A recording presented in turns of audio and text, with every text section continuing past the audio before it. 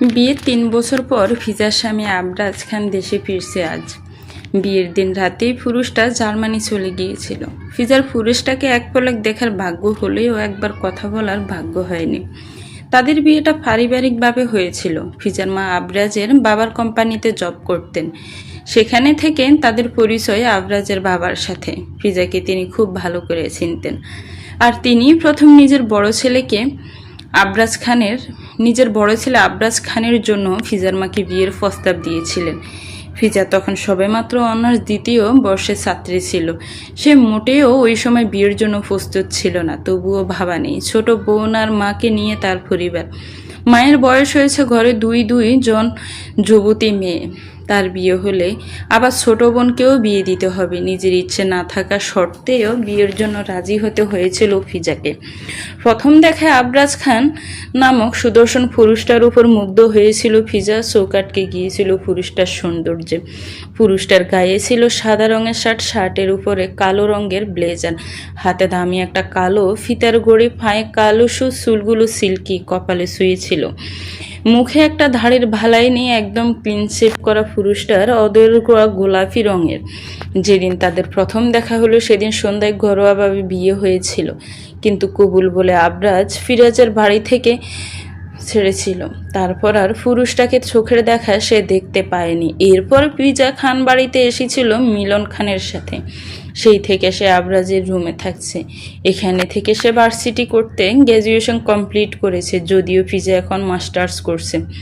ফিজা রুমে বসে এসব ভাবছে। কিছুক্ষণ পূর্বে তার ননদি মিষ্টি এসে বলে গিয়েছে আবরাজ আধা ঘন্টার মধ্যে বাড়ি এসে পৌঁছাবে। ফিজা যেন নিচে উপস্থিত থাকে। ফিজার শরীর তখন থেকে কাঁপছে, অস্থির লাগছে। এখানে যাওয়ার কি ঠিক হবে? বিয়ের দিন রাতে যে পুরুষ নিজের স্ত্রীকে ফেলে বিদেশ চলে গিয়েছে, মাঝে একবার খোঁজ নেয়নি, সেই পুরুষটার সামনে ফিজা কিভাবে বেহের মতো গিয়ে দাঁড়াবে? শত ভাবনার পরেও ফিজা উত্তর খুঁজে পায় না। এর মধ্যে নিজের শাশুড়ি সার্ভেন্টকে দিয়ে ডেকে পাঠিয়েছে। ফিজা উঠে দাঁড়ালো, চুলগুলো হাত খোপা করে ওড়না মাথায় দিয়ে কক্ষ হতে বেরিয়ে এলো। সময়টা সন্ধ্যা 6:30। দোতলার একদম কর্নার আবরাজ নামক পুরুষটার রুম। সিঁড়ি পর্যন্ত যেতে বেশ লম্বা করিডোর পাড়ি দিতে হয়। ফিজা গুটি গুটি পায়ে এগিয়ে সিঁড়ির কাছে চলে গেল। সেখান থেকে বিল্ডিং লিভিং স্পষ্ট দেখা যায়। ফিজা সিঁড়িতে পা রাখার আগেই নজরে পড়ল নিচে মানুষের সমাগম। রোজকার কিছু পরিচিত মুখ ছাড়াও আরও 3টা মুখ অপরিচিত। তবে একটা মুখ 3 বছর আগে একবার দেখার সৌভাগ্য তার হয়েছিল। ফিজার বুকটা কেমন দুক করতে লাগলো, তেমন গলাটায় যেন হঠাৎ কান্নায় এসে দলা পাকিয়ে গেল।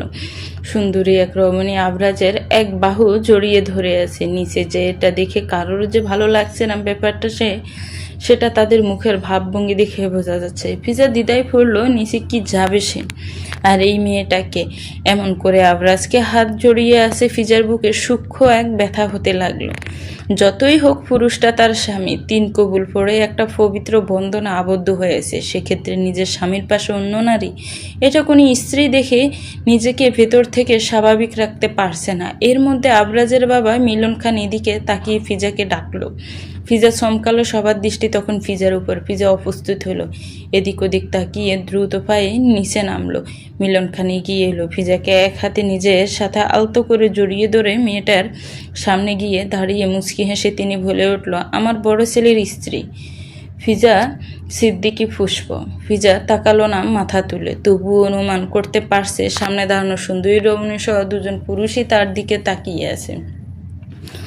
ফিজা খান পুষ্প, নট সিদ্দিকী। ফিজা চমকালো, রাশবাড়ি কণ্ঠে এরূপ কথার তরিত মাথা তুলে সামনে তাকালো। গম্ভীর পুরুষটা শান্ত, তার মধ্যে কোনো পরিবর্তন নেই।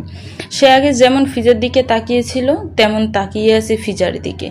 ফিজার বুকের ভেতর জ্বলতে থাকা অনলটা যেন মুহূর্তেই নিভে গেল। হৃৎপিণ্ড তার দ্রুত উঠানামা করলেও বুকের ভেতর প্রশান্তি এলো। কিছু না বলে রান্নাঘরের দিকে চলে গেল। পেছন থেকে কয়েক জোড়া চোখ সেদিকে তাকিয়ে রইল। এর মধ্যে একজন অবাক চোখে শুধু ফিজাকে দেখে গেল। বিশ্বাস হচ্ছে না এই সেই রমণী যে তার ভাইয়ের বিয়ে করে ফেলে যাওয়া বউ। বুকের ভেতর মুসুর দিল। তার বিশ্বাস করতে কষ্ট হচ্ছে, যাকে সে ভালোবেসে 5 বছর আগে দেশ ছাড়ালো, সেই রমণী তার বড় ভাইয়ের স্ত্রী এবং তার একমাত্র ভাবি। সেই যে ফিজার রান্নাঘরে ঢুকেছে, এরপর আর মেয়েটা বেরোনোর নাম নেই। ইলা বেগম অনেক বলে কয়ে রুমে পাঠাতে পারলো না। খাবার খেতে বসেছে সবাই। ফিজা তখন রান্নাঘরে একজন সার্ভেন্টের সাথে কথা বলে জানতে পারলো সুন্দরী রমণী আবরাজের ফ্রেন্ড, নাম তার ত্রিনা, বাংলাদেশ ঘুরতে এসেছে, চলে যাবে আবার। কিন্তু মেয়েটার ব্যবহার দেখে ফিজার বেশ সন্দেহ হলো। এদিকে ইলা বেগম ফিজাকে ডাকতে ডাকতে রান্নাঘরে চলে এলো। এসেই বলে উঠল, পুষ্প, খেতে আয় মা। ফিজার ফেটে মুচড় দিল। সে কিছুতেই ওই পুরুষটার সাথে বসে একই টেবিলে খাবার খেতে পারবে না, গলা দিয়ে খাবার নামবে না। ফিজা কোনো রকম নিজেকে সামলে জবাব দিল, আম্মু আমি পরে খেয়ে নেব, তোমরা খাও। ইলা বেগম মানলেন না, অনেক জোরাজুরি করতে লাগলো। ফিজা গ্যাসের প্রবলেম হচ্ছে বলে ওষুধ খেয়ে তারপর খাবে বলে আশ্বস্ত করলো। ইলা বেগম মানলেন। ওষুধ খেতে বলে নিজে চলে গেল। ফিজা তপ্ত শ্বাস পেলে রান্নাঘরের একটা টুলে বসে আপেল খেতে লাগলো। রাত প্রায় 11:30। সবাই যে যার মতো খাবার খেয়ে আড্ডা দিয়ে ঘরে চলে গিয়েছে। বাড়ির কাজের লোকেরাও ঘুমাতে চলে যাবে। ফিজাকে খাবার দিয়ে যেতে বললেও ফিজা নিষেধ করলো। নিজে খাবার নিয়ে খেয়ে নিবে বলে জানালো। রান্নাঘর ফাঁকা হতে অনেকক্ষণ বসে রইল ফিজা। এরপর প্লেটে খাবার নিয়ে ডাইনিং টেবিলে গেল। ডাইনিংয়ে লাইট অফ। রান্নাঘর থেকে লাইটের আলো এসে খাবার টেবিলে অল্প আলোকিত করে রেখেছে। ফিজা 2 লোকমা ভাত মুখে দেওয়ার পরে নিজের উপর লম্বা ছায়া পড়েছে বুঝতে সক্ষম হলো। হাত থেমে গেল, চোখ জোড়া ভীতু হলো। কে আসলো এই সময় মাথায় আসে না। ফিজার ভয়ে অদর কাঁপছে। মনে সাহস সঞ্চয় করে তবুও কাঁপা কাঁপা অদরকম্পিত স্বরে জিজ্ঞেস করলো, কে? ফিজা প্রশ্নটা করার সাথে সাথে তরিত কেউ এসে ফিজার বাঁ পাশে দাঁড়ালো। বেশ তড়িঘড়ি করে পুরুষটা ভুলে উঠল, পুষ্পা, আমি আব্রাহাম। তোমার মনে নেই আমরা একসাথে স্কুলে পড়তাম? ফিজা এবার ঘাড় বাঁকিয়ে তাকালো আব্রাহামের দিকে। সুদর্শন হয়েছে দেখতে বেশ। সে সন্ধ্যায় তো খেয়াল করেনি পুরুষটাকে। ফিজা হাসার চেষ্টা করলো। ভাবি লাগে। নেক্সট টাইম থেকে নাম নয় ভাবি বলবি। ফিজা নিজেকে দাতস্থ করে প্রত্যুত্তরে কিছু বলার আগে পেছন থেকে খুব পরিচিত আবার অপরিচিত একটা রাশভারী কণ্ঠস্বর শুনে থেমে গেল। আচমকায় চোখ জোড়া তুলনামূলকভাবে বড় আকৃতি ধারণ করলো। কণ্ঠে পুরুষটার স্পষ্ট অধিকারবোধ।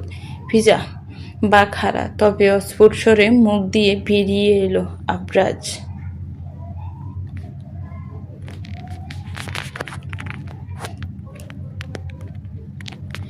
হ্যাঁচকা টানে পুরুষটা ফিজাকে নিজের শক্তপোক্ত বক্ষে দেশে নিয়ে এলো। ফিজা আচমকাই এমন ঘটনায় উপস্থিত হয়ে এটো হাতেই পুরুষটার টি শার্টের গলদেশ খামছে ধরল। সাদা গেঞ্জিতে এটো হাতের তরকারির দাগ বসে গেল। আবরাজ চোখে ফিটফিট করে একবার ফিজার দিকে তো একবার নিজের গেঞ্জির দিকে তাকালো। এদিকে ফিজা নিজেও ভয় পাচ্ছে, কিন্তু দোষ তো এখানে ওর নেই। তবুও গেঞ্জিটা নষ্ট হয়ে গেল সেটা ভেবে মনক্ষুণ্ণ হলো। আব্রাহাম ফেল করে তাকিয়ে আছে। তার বুকের ভেতর ধুমড়ে মুচড়ে যাচ্ছে। কেউ যেন এইমাত্র শান দেওয়া ধারালো অস্ত্র দিয়ে খুঁচিয়ে হৃৎপিণ্ডটা ক্ষত বিক্ষত করছে। আব্রাহাম যত দ্রুত স্থান ত্যাগ করলো। পৃথিবীতে বৃহত্তম কষ্ট হচ্ছে নিজের ভালোবাসার মানুষটাকে অন্য কারোর হতে দেখা। মানুষটা আর তার নেই কোনোদিন, আর সেই মানুষটা তার হবেও না। সারা জীবন অন্য কারোর হয়ে থাকবে, আর এটা মরার আগে পর্যন্ত নিজের স্বচক্ষে দেখে যেতে হবে। ফিজা মুচড়ামুচড়ি করতে আবরাজ মেয়েটার হাত ছাড়লো। কোমরে তখনও বা হাতটা স্থির। ফিজা অস্ফুট স্বরে বলে, ছাড়ুন, রুমে এসো। আবরাজ গম্ভীর স্বরে বলল। ফিজা টেবিলে এটো থালাগুলোর দিকে তাকিয়ে মিনমিন করে বলে, আপনি যান। আবরাজ বুঝতে পারে এটো ফ্লেটে ধুয়ে তবেই মেয়েটা রুমে যাবে। আবরাজ আচমকায় ফিজার কোমরে রাখা হাতটা তুলে মেয়েটার কবজি চেপে ধরল। এরপর হাঁটা ধরল রুমের দিকে। ফিজা বিরক্ত হলো। এবার এসছে পর থেকে পুরুষটা নিজের মর্জি অনুযায়ী যা খুশি বলে যাচ্ছে, করে যাচ্ছে। এখন আবার জোর জবরদস্তি করে টেনে কোথায় নিয়ে যাচ্ছে। হাত ছাড়ুন, আমি যাচ্ছি। ফিজা বলল। আবরাজ মেয়েটার দিকে তাকায় না। সামনে একের পর এক সিঁড়ি ডিঙ্গিয়ে উপরে উঠতে উঠতে অদ্ভুত স্বরে জানায়, তোমার হাত বেশ সফট, সুগন্ধি ফুল। ফিজা চমকালো, থতমত খেলো। কি বলে পুরুষটা? এসব কেমন কথাবার্তা? মেয়ে মানুষের হাত নরম হবে না তো কি পাথর হবে? এটা স্বাভাবিক একটা ব্যাপার, এভাবে বলার কি আছে? মতিগতি ভালো দেখাচ্ছে না। ফিজা বুঝতে পারছে পুরুষটার কথাবার্তা লাগামহীন, এটা সে সন্ধ্যায় অনুধাবন করতে সক্ষম হয়েছে। তাই অযথা কথা না বাড়িয়ে চুপ করে রইল। আবরাজ সোজা রুমে এসে ফিজাকে ছাড়লো, দরজা বন্ধ করে। এরপর মেয়েটার সামনে এসে দাঁড়ালো। ফিজা 2 কদম পিছিয়ে গেল। আবরাজ 1 কদম এগিয়ে দূরত্ব গুছিয়ে দিল। একবার টি শার্ট এর দাগটার দিকে তাকিয়ে ফিজার দিকে তাকালো। এরপর গম্ভীর স্বরে আদেশ করলো, গেঞ্জি খুলে দাও। আচমকায় যেন বজ্রপাত হলো কক্ষে। ফিজার চোখ জোড়া বিস্ময়ে বেশ বড় বড় আকৃতি ধারণ করলো। অপ্রস্তুত হয়ে এলোমেলো দৃষ্টি ঘুরালো। সে ভাবলো হয়তো ভুল শুনেছে সে, কিন্তু না। পুরুষটা তাকে ভুল প্রমাণ করে দিয়ে আবার বলে, গেঞ্জি তুমি ধুয়ে দিবে, নষ্ট তুমি করেছো। ফিজা ভ্রু কুচকে নিল। সে কি ইচ্ছে করে নষ্ট করেছে নাকি নষ্ট করার ইচ্ছে ছিল তার? কোনোটাই না। তাহলে তার কি দোষ এখানে? তিনি নিজেই তো এমনভাবে টেনে ধরেছিল যে ফিজা ব্যালেন্স ঠিক রাখতে না পেরে ধরতে বাধ্য হয়েছিল। এখন এখানে দোষ যদি কারোর হয়ে থাকে তাহলে সেটা এর সামনে দাঁড়ানো আবরাজ খান নামক পুরুষটা। ফিজা মনে মনে এসব বললেও মুখে সাবলীলভাবে বলল, দেখুন এখানে দোষটা বেশি আপনার, আমার এতে কোনো দোষ নেই। অযথা আমাকে ব্লেম দেওয়ার কিছু নেই। আমি তবুও আপনার গেঞ্জিটা ধুয়ে দিব, আপনি খুলে দিন। অফকোর্স, দেখা দেখি হবে সুগন্ধি ফুল। আবরাজ পুরো কথা শেষ করার আগে ফিজা উল্টো ঘুরে দাঁড়িয়ে গেল। কি সব কথা বলে পুরুষটা? দেখা দেখি হবে মানে? অস্বস্তি নাকি? লজ্জায় ফিজার কানগুলো দিয়ে যেন ধোয়া বেরোচ্ছে। পেছনে দাঁড়ানো পুরুষটা বিরক্ত হলো। তার কথা না শুনে মেয়েটা ঘুরে গেল কেন?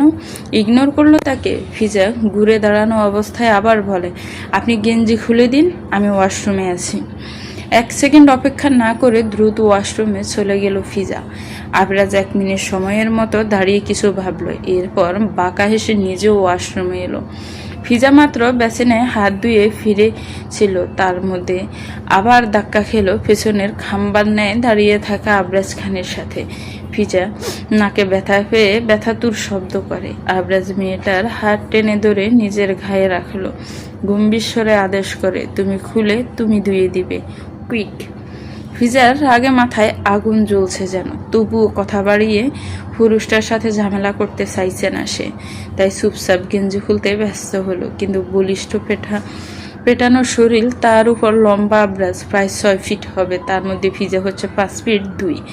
এমতর অবস্থায় সে কি করে এমন পুরুষটার শরীর থেকে মাথার উপর দিয়ে গেঞ্জি খুলে দিবে? শেষমেশ না পেরে হাল ছেড়ে দিয়ে দূরে সরে আসার জন্য উদ্যত হতেই আবরাজ মেয়েটার কোমরে 2 হাত রাখলো। আচমকাই উঁচু করে ধরে নিল। ফিজার অবস্থা বেহাল। এমনিতেই পুরুষটার এত কাছাকাছি ছিল এত সময়, এখন আবার একদম শরীরে স্পর্শ করে আছে।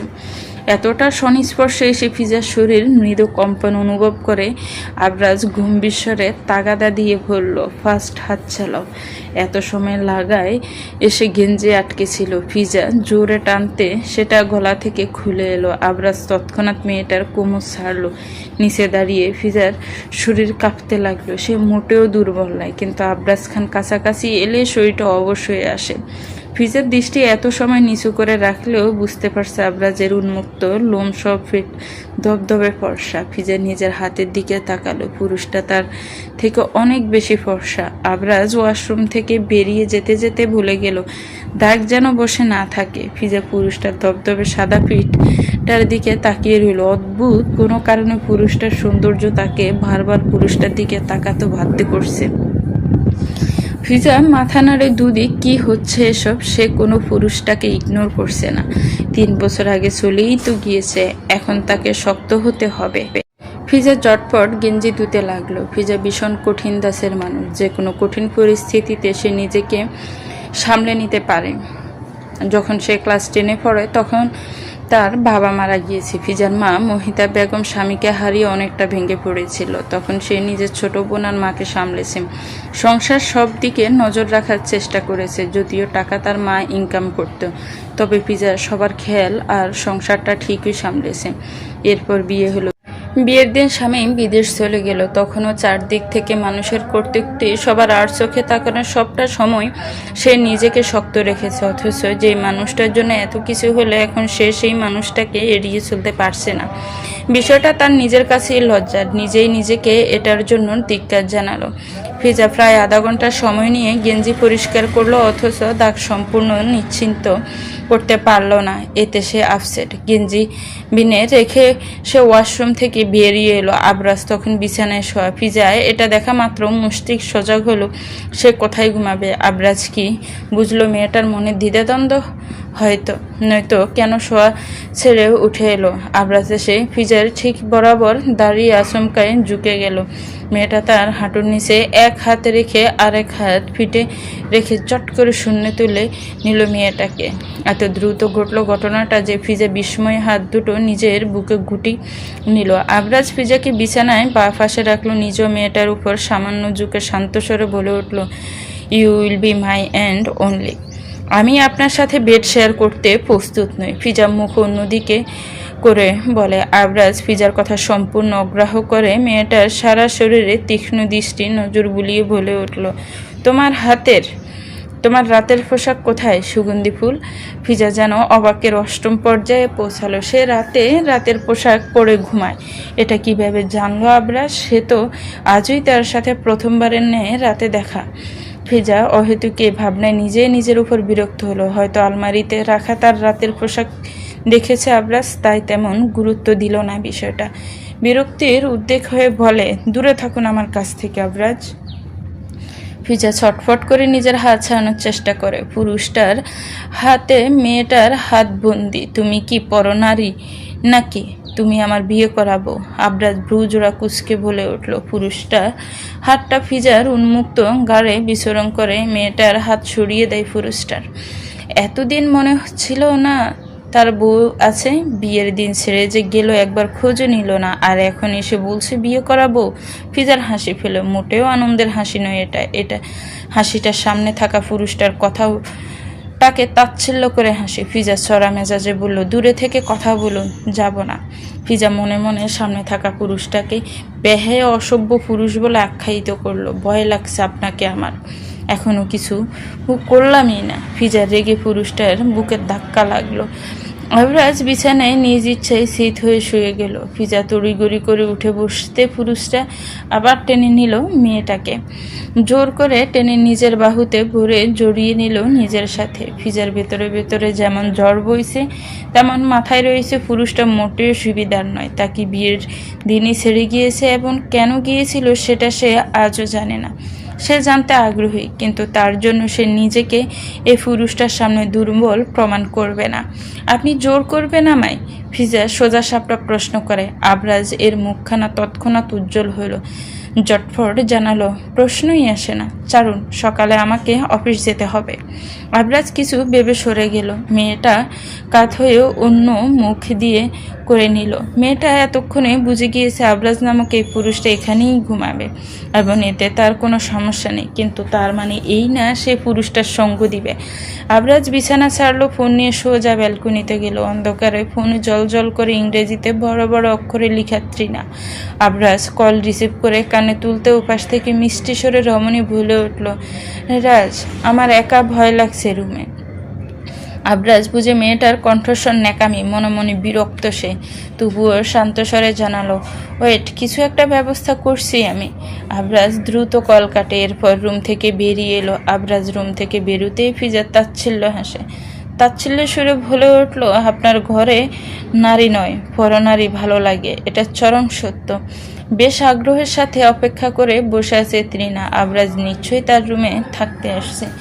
বিদেশে একই বিল্ডিংয়ে একই ফ্ল্যাটে থেকে যে কাজ হয়নি সেই কাজ আজ বাংলাদেশের মাটিতে খান বাড়িতে হচ্ছে ভেবে আনন্দে আত্মহারা তৃণা।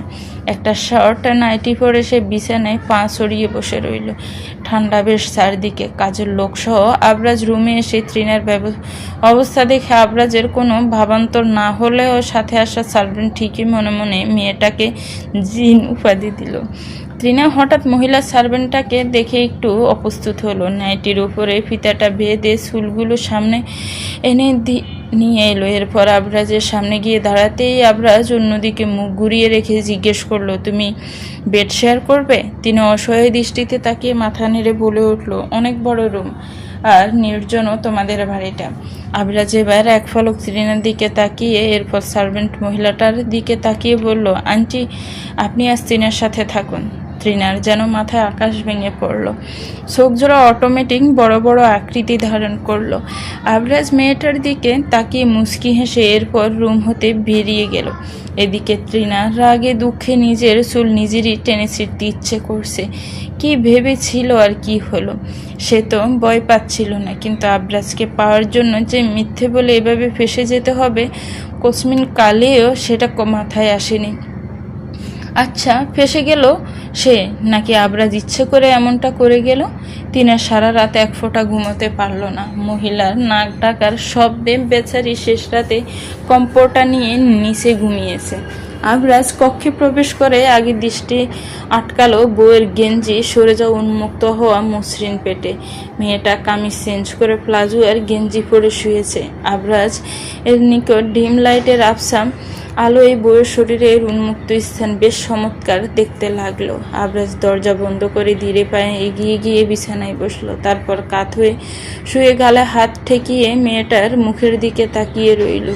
চিকন ব্রু অদূরজোড়াও চিকন, চোখের সাইজ ঘুমিয়ে আছে বিদায় ঠিক অনুধাবন করতে পারে না, তবে চোখের পাপড়িগুলো বেশ লম্বা, ছোটোখাটো সরু নাক, চুলগুলো একদম সিল্কি, কিছু ছোট ছোট চুল কপালে স্পর্শ করছে। মেয়েটাকে দেখতে কি কিছুটা বিদেশিদের মতো? হ্যাঁ। আবরাজ মেয়েটা ছোটা থুতনিতে ঠোঁট ঠেকালে আলগোছে। এরপর বিছানায় শুয়ে নিজেও কম্পিউটারের মধ্যে ঢুকে গেল। ফিজেও ঘুমের ঘরে জড়িয়ে ধরতে আবরাজ সুযোগ হাতছাড়া করলো না, একদম ঘনিষ্ঠ করে ধরে রইল নিজের সাথে। ঘাড়ে মুখ গুজে লম্বা নিঃশ্বাস টানলো, বিড়বিড় করে আওড়ালো, সুগন্ধি ফুল, তোমার শরীর থেকে ফুলের সুবাস আসে, সুগন্ধি ফুল। সকাল সকাল এমন কথা শুনে ফিজার কাজের হাত থেমে গেল। পাশ ফিরে আর চোখে তাকিয়ে দেখলো আবরাজ ঘুম থেকে উঠে গিয়েছে আর বিছানায় বসে এই কথাখানি সেই বলেছে। ফিজা ব্যাপারটা অগ্রাহ্য করলো। সকালে ঘুম ভেঙে সে আবরাজকে জড়িয়ে ধরা অবস্থায় পেয়েছে, যার জন্য সে এমন অস্বস্তিতে ভুগছে। বুঝতে পারছে না রাতে সেই জড়িয়ে ধরেছিল নাকি পুরুষটা। আবরাজ নিজে তাকে জড়িয়ে ধরেছিল। যেহেতু ঘুম ভেঙে তার নজরে পড়েছিল তার ধরা দৃশ্য, তাই সে দোষটা নিজের উপর নিল। কিন্তু পরক্ষণে পুরুষটার কথায় ধারণা বদলে গেল। তুমি কি তুলা খাও? শরীরও তুলার মতো এত সফট। ফিজা চমকালো, থমথম খেলো, তৎক্ষণাৎ হাতের কাজ পেল, রণচণ্ডী রূপ ধারণ করলো। তরিত পুরুষটার সামনে এসে দাঁড়ালো, রাগের বহিঃপ্রকাশ ঘটালো মেয়েটা। দাঁত কিরমির করতে করতে বলে উঠল, বেহায়াপনার সীমা থাকা জরুরি, যেটা আপনি পার করে যাচ্ছেন।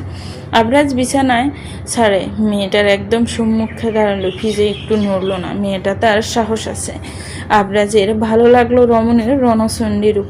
রাগের ফলে মেয়েটার গাল লাল হয়েছে, কি দারুণ দেখতে লাগছে। আবরাজ মুচকি হাসলো, পরপরই মুখখানা বেশ সিরিয়াস করে নিল। গম্ভীর স্বরে বলে উঠল, রাতে বউকে জড়িয়ে ধরে ঘুমালে জামাই জামাই ফিল আসে, নয়তো মনে হয় পাশে অন্য বেডি নিয়ে শুয়ে আছি। পাশে একটা টেবিলে নীল কাটার পড়ে আছে। ফিজা জ্বরের বেগে সেটা হাতে তুলে নিল, চিকন ছুরিটা বের করে আবরাজের কবজিতে থেতে দিল। আবরাজ অবাক তো হয়েছে, সে তখনও তাকিয়েছিল অপলক সামনে দাঁড়ানো রমণীর চোখের দিকে। ব্যথায় চিনচিন করতে থাকা হাতের দিকে তাকালো। খানিকক্ষণ বাদে ধবধবে পরশা চামড়া বেদ করে রক্তে ছুঁয়ে ছুঁয়ে বেশ অনেকটা স্থান লাল হয়েছে। আবরাজ মেয়েটার ঠিক চোখের দিকে তাকালো। ফিজার অদর কাছে, অথচ মেয়েটার চোখে একটু ভয়ের লেশ মাত্র নেই। মায়াবী মুখশ্রী বড্ড কঠিন দেখাচ্ছে। এটা ট্রেলার, পরবর্তীতে সব করার আগে দ্বিতীয়বার ভাববেন। অসভ্য পুরুষ আবরাজ খান, অসভ্য।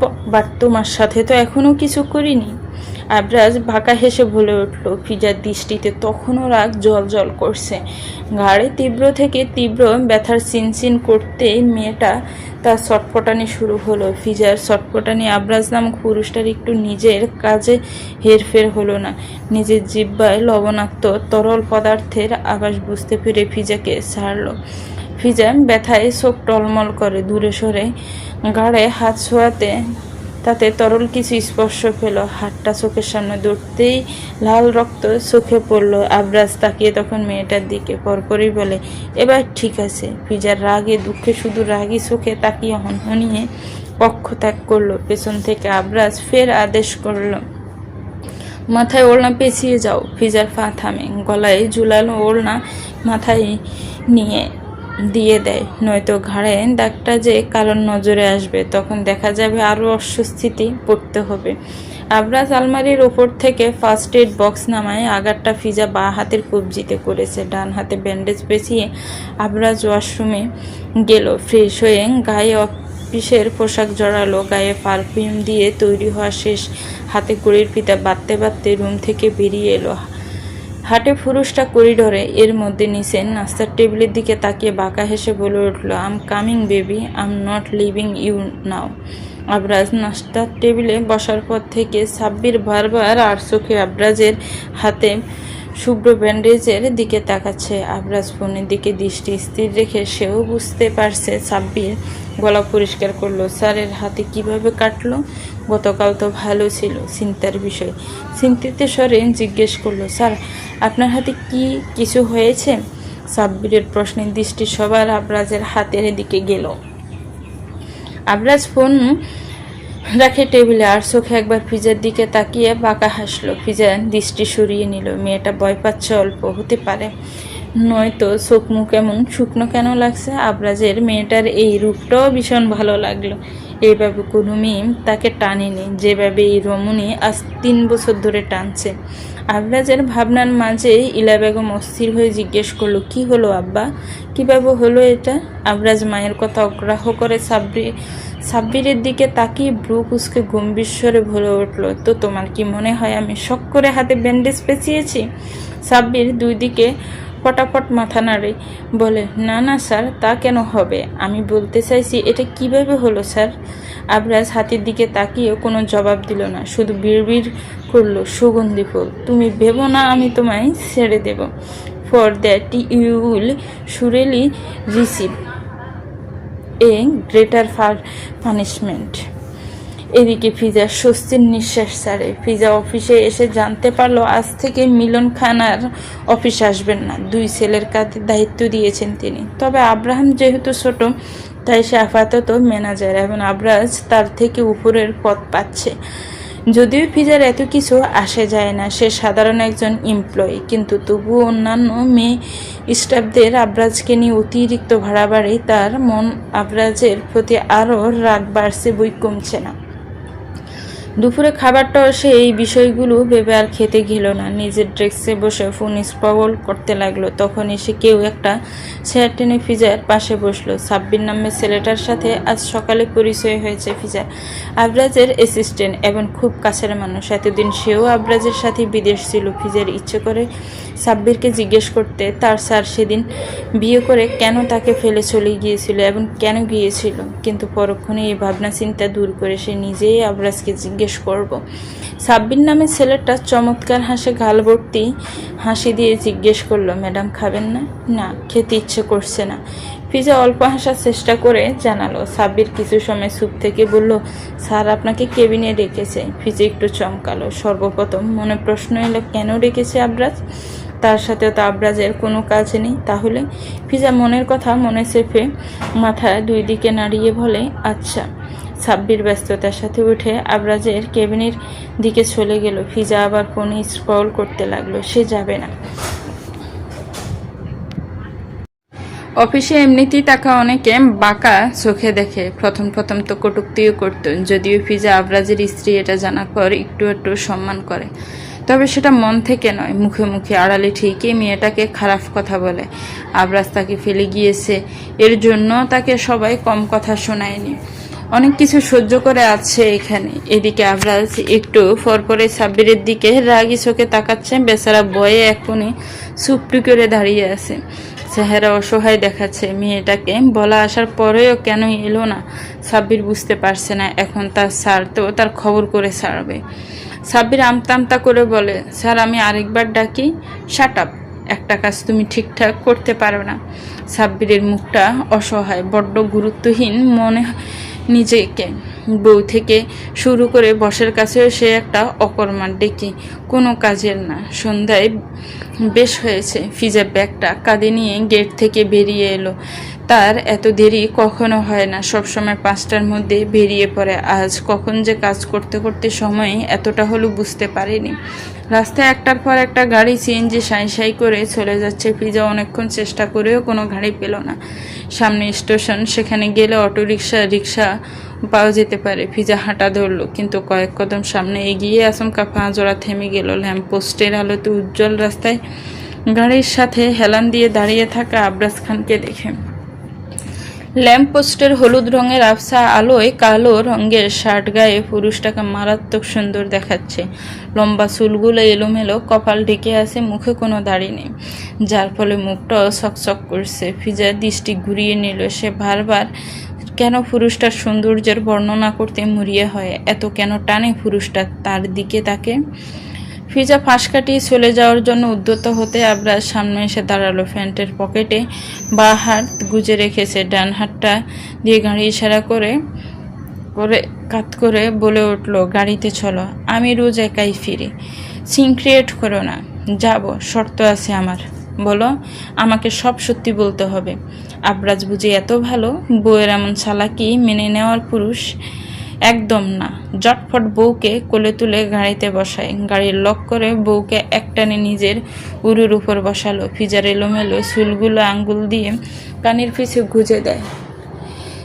ফিজা তীক্ষ্ণ দৃষ্টিতে তাকিয়ে থাকে। আবরাজ মেয়েটার চোখে ভয় দেখতে চায়, যা এখনো সম্ভব হচ্ছে না। সে খুব ধীরে নিজের মুখটা ফিজার দিকে এগিয়ে নিল, অদূর সুই করে দুইজনের। ফিজা মুখ তখন আচমকাই ঘুরিয়ে নিল। আবরাজ বা হাতে ফিজার চুলগুলো শক্ত করে ঘাড় সহ চেপে ধরল।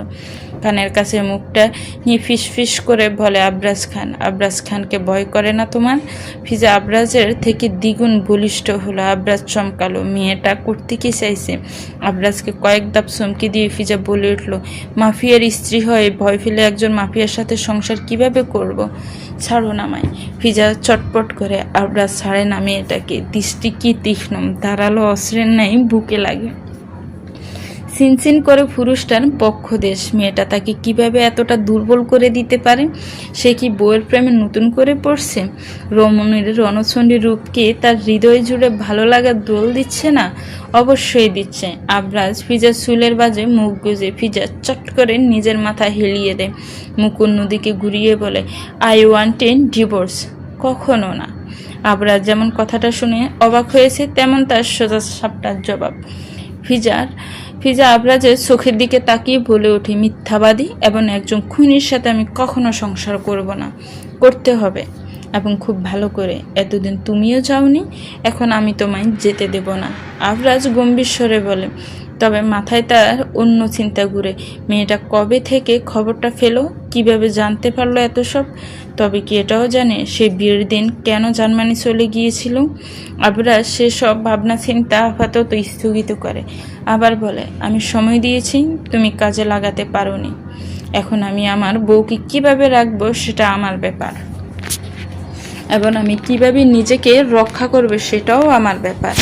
শক্ত কণ্ঠে জবাব। আবরাজ বউকে নিজের আরো ঘনিষ্ঠ আনে, তর্জনী আঙ্গুল বউয়ের অদর ছুঁয়ে দেয়, সেখানে আঙ্গুল স্থির করে। ফিজা শক্ত হয়ে বসে থাকে। আবরাজ বউয়ের অদর ফানে তাকিয়ে থেকে জানায়, চেষ্টা করে দেখতে পারো, ছাড়ুন। ফিজা বিরক্ত স্বরে বলে। আবরাজ শান্ত গম্ভীর স্বরে বলল, তুমি ছুটে দেখাও। সকালের কথা ভুলে গিয়েছেন? মনে করিয়ে দেব আবার? কঠিন তীক্ষ্ণ ছাউনি। আবরাজের বক্ষে এই দৃষ্টি এপর ওপর করে হৃদয়ে আঘাত লাগে। মাদকা শক্ত স্বরে বলে ওঠে, উফ, ভুলিনি। তুমি চাইলে আবার আঘাত করতে পারো। পরপরে আবরাজ বাঁকা হাসল। মেয়েটাকে খুব কৌশলে নিজের সাথে জড়িয়ে ধরে ফিসফিস করে বলে, হয় তুমি নিজে ছুটে যাবে, না পারলে আমি এখানে এই মুহূর্তে তোমায় কিস করব, এবং সেটার রেসপন্স করতে হবে তুমি। Deal is done. একজন পুরুষের শক্তির কাছে কি আদৌ কোনো নারী পারবে, যেখানে পুরুষটার ওজন এবং উচ্চতা দুটোই নারীটার থেকে দ্বিগুণ বেশি? ছোটাছুটি মোছরামুছরি কোনোটাই ফিজা কম করলো না। চেষ্টা ত্রুটি রইল না মেয়েটার। আবরাজ মাথায় এলিয়ে দেয় সিটে, চোখ বন্ধ করে কৌতূহল সহিত জিজ্ঞেস করলো, তোমার ওজন কত? 42। ফিজা ছোটাছুটি বন্ধ করে জবাব দেয়। আবরাজ সেভাবে থেকে বলে, আপাতত এতে হবে, কুলো তুলতে সুবিধা হবে, কিন্তু ওজন বাড়াতে হবে সুগন্ধি ফুল। পরে পুরুষটা সোজা হয়ে বসে। আবরাজ ফিজার দিকে তাকাতেই ফিজা আচমকাই একটা হাত ছুটিয়ে ফিজার নিজের গলার কাছে কুর্তির ফিতাটা তরিত টান দিয়ে খুলে দিল। ফিজা এমন কিছু করবে আবরাজ হয়তো কসমিক কালেও ভাবেনি। বেচারা চোখ জোড়া অটোমেটিক বড় হয়ে গেল। তলদেশ বেশ আকর্ষণীয়, গলার একটা চেন হয়তো স্বর্ণের, আবার একটা তিলও রয়েছে। আবরাজ এবার ডোক গিলে পুরুষটার মনোযোগ বিচ্ছিন্ন হলো। তৎক্ষণাৎ ফিজা আবরাজের থেকে নিজেকে ছাড়িয়ে দিল। সিটে বসে বিশ্বজয় করা হাসি হাসলো রমণী। আবরাজ খানকে হারাতে পারে মন যেন আনন্দে পুলকিত হচ্ছে, তবে সেটা যে বেশিক্ষণ স্থায়ী হবে না সেটা কি এই রমণী জানতো? জানলে কখনো নিজের সর্বনাশ নিজের হাতে করতো না। জিতে গিয়েও যে রমণী হেরে যাবে। আবরাজ মেয়েটাকে এবার নিজের দিকে টানলো না, নিজে এগিয়ে গেল। গাড়ির জানালায় এক হাত রেখে অন্য হাত সিটে রাখলো। সম্পূর্ণ ঝুঁকে মেয়েটার থুতনিতে অদর স্পর্শ করলো। ফিজার ভেতরে এত সময় বিজয়ের ধাউ ধাউ করে জ্বলতে থাকা অনল যেন নিভে গেল।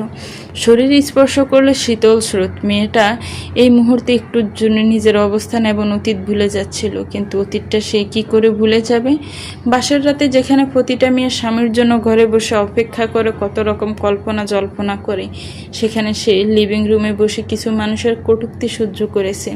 এই মানুষটা কীভাবে সে এত দ্রুত মেনে নেবে? কেন কোনো শাস্তি ছাড়াই? কখনো না। সে এত দয়ালু না। ফিজা কম যায় কি সে নিজেও আবরাজের নাকের ডগায় দাঁত বসালো। অনাকাঙ্ক্ষিত এই আক্রমণ আবরাজ সামলে উঠতে পারে না, সরে আসে তৎক্ষণাৎ। ফিজা সুচালু দৃষ্টিতে তাকিয়ে দেখে আবরাজ নাকে আঙ্গুল ছুঁয়ে বলে, তোমার সাথে সব রকম এক্সপিরিয়েন্স করে রাখছি, যেন ফাইনাল খেলতে গিয়ে কোনো রকম প্রবলেমে না পড়তে হয়। ফিজা কথাটার ইঙ্গিত বুঝে একটু লজ্জা পায়, কিন্তু প্রকাশ করার মতো মেয়ে তো ফিজা নয়, তাই কোনো রকম এক্সপ্রেশন দিল না, চুপ করে বসে রইল। আবরাজও ড্রাইভিংয়ে মনোযোগ দেয়, তবে সেটাও যেন পাশে বসা রমণীর জন্য ঠিকঠাক করতে অক্ষম সে। তবুও নিজের দক্ষতার জন্য খুব বেশি একটা ঝামেলা হলো না। পাশে বসা সুন্দরী রমণীকে ড্রাইভিং করার ফাঁকে ফাঁকে ঠিকই দেখলো। ফিজাকে গেটের সামনে গাড়ি থেকে নামিয়ে দিয়ে আবরাজ নিজে আজ গাড়ি গ্যারেজে রাখতে গেল। ড্রাইভার নিয়ে তার আজ ছুটি দিয়ে দিয়েছে সে। এখন থেকে সে নিজে ড্রাইভ করে অফিস থেকে ফিরবে। তার মোক্ষম কারণ হচ্ছে বইয়ের আশেপাশে থাকা। এদিকে ফিজা বাড়ির ভেতর প্রবেশ করার আগে দেখা হলো আব্রাহামের সাথে। সেও বাড়ির ভেতর যাচ্ছে। ফিজা আব্রাহামকে দেখে দাঁড়িয়ে গেল, কিন্তু কোনো কথা বলে না। আব্রাহাম নিচ থেকে কথা বলে, তোমার হাজব্যান্ড কোথায়? গাড়ি গ্যারেজে রাখতে গিয়েছে, ফিজা জানায়। আব্রাহাম হঠাৎ কিছু মনে পড়ার মতো করে কপালে তর্জনী আঙ্গুল ঘষতে ঘষতে বলে ওঠো, ও হ্যাঁ, আজ তো ড্রাইভার নেই। আব্রাহাম কিছু বলবে তার আগেই আবরাজ এসে সেখানে উপস্থিত হলো। শুধু উপস্থিত নয়, এসেই বউকে জট করে কোলে তুলে নিল। এরপর আব্রাহামের দিকে বাঁকা চোখে তাকিয়ে ফিজাকে উদ্দেশ্য করে বলে উঠল, এখন আমার রোমান্স করতে ইচ্ছে করছে বউ, চলো রুমে। দেবরের সাথে দিনে আড্ডা দিও। ফিজার চোখ দুইটা যেন তাদের নির্দিষ্ট স্থান ছেড়ে বেরিয়ে আসতে চাইল। কি বলে এই পুরুষ, মাথা ঠিক আছে? ফিজার চট করে মাথায় এলো, আবরাজ খান কি কোনোভাবে কাল থেকে জেলাস? ফিজার চমকালো, থমকে গেল। নিজের ভাইকে নিয়ে জেলাস? অদ্ভুত পুরুষ, কিন্তু কি কারণে? আব্রাহাম পেছন থেকে ফেল করে তাকিয়েছে। সে আবরাজের নাকে বাইট দেখেছে, কিন্তু এটা তো হয় রে। তাহলে তার কেন এটা দেখে কষ্ট হচ্ছে? বড় ভাইয়ের বউয়ের দিকে নজর, মোটেও ভালো চোখে দেখবে না কেউ। তার ভেতরের সত্তাও যেন তাকে কেমন বিদ্রুপ করছে। সে ভালোবাসে এই রমণীকে, কিন্তু এটা এখন শুধুই একতরফা ভালোবাসা, এটার কোনো ভিত্তি নেই। কারণ বর্তমানে রমণী তার বড় ভাইয়ের বউ, সম্পর্কে তার বড় ভাবি লাগে। সেক্ষেত্রে নিজের দৃষ্টি এবং অনুভূতিকে কন্ট্রোল করা উচিত। আবরাজ ততক্ষণে সিঁড়ি গিয়ে কক্ষে পৌঁছে গিয়েছে। আচমকায় নিজেকে শূন্য অনুভব করে ফিজা চোখ বন্ধ করে নিল। পরপরে তুলতুলে নরম বিছানায় নিজের দেহখানা ঠেকেছে বুঝতে পেরে চক্ষু দেয় মিলল। আবরাজ তখন নিজের গলার টাই খুলছে। টাই একটু ঢিলে করে শার্টের বোতামে হাত ছলে পুরুষটার। ফিজা ভ্রুজোড়া কুঁচকে নিল। আবরাজ বউয়ের দিকে ঝুঁকে যেতে ফিজা অন্য পাশে চলে গেল। আবরাজ বিরক্ত হলো, সাথে সাথে তার ফোনটাও বাজে। প্যান্টের পকেট থেকে ফোন বের করতেই নজরে আসে তৃণা। ফিজা উঠে বসলো, নিজের গায়ে রোনা ঠিকঠাক করতে করতে বলে, আপনার বান্ধবী ডাকে, যান বান্ধবী জমে যান। আবরাজ ফিজাকে ডাকো। ইলা বেগম ছেলেকে আদেশ খানা করে আবার রুমে ঘরে এলো। এতদিনে একবারও ফিজা আবরাজ এসছে পর একসাথে খাবার টেবিলে বসে খায়নি। ইলা বেগম ভাবছে আবরাজের উপর অভিমান করে ফিজা একসাথে খাবার খাচ্ছে না, কিন্তু ব্যাপারটা যে সম্পূর্ণ উল্টো সেটা তিনি না বুঝতে পারলেও আবরাজ ঠিক বুঝে। তৃণা মেয়েটার অতিরিক্ত ন্যাকামি ফিজার জাস্ট অসহ্য লাগে। মেয়েটার ন্যাকা অবশ্য হবেই বা না কেন, বাবা জার্মানির নাম করা একজন বিজনেসম্যান। আসলে শুধু কি বিজনেসম্যান, নাকি বিজনেসের আড়ালে ভয়ঙ্কর কিছু রয়েছে ফিজার সবে ধারণা নেই। সে এসবে আগ্রহীও নয়, তবে সেদিন মিষ্টির কথায় কিছুটা আন্দাজ হয়েছে তিনের বাবা বিশেষ ভালো মানুষ নয়, স্বার্থের জন্য সব করতে পারে। ফিজা রুমে বসে অফিসের কিছু একটা কাজ করছে, ল্যাপটপের দিকে দৃষ্টি স্থির মেয়েটার। আবরাজ কক্ষে প্রবেশ করে না, দরজায় হেলান দিয়ে দাঁড়িয়ে থাকে। ফিজা সেদিকে খেয়াল নেই, তবে নাসারন্ধে করা পারফিউমের গন্ধ ঠেকছে মেয়েটার। আমার পারফিউম গন্ধ শুধু আবরাজ খান নামক পুরুষটা আশেপাশে থাকলে পাওয়া যায়।